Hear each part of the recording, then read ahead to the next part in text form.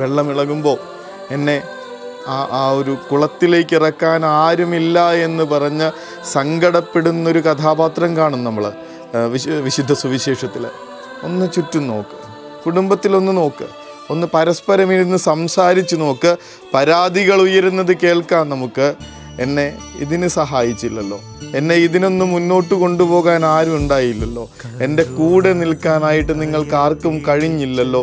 അപ്പനടക്കം കുഞ്ഞുമക്കൾ വരെയുള്ളവർ പരാതി പറയണത് കേൾക്കാം. കർത്താവേ, ഈ പണി മുഴുവൻ ഒറ്റയ്ക്ക് ചെയ്യാൻ എൻ്റെ സഹോദരി എന്നെ ഒറ്റയ്ക്ക് വിട്ടിരിക്കുന്നത് കണ്ടില്ലേ? മർത്തായിയുടെ പരാതിയാണ്, നമ്മുടെ കുടുംബങ്ങളിൽ കേട്ടുകൊണ്ടിരിക്കുന്ന പരാതിയാണ് ഇത്.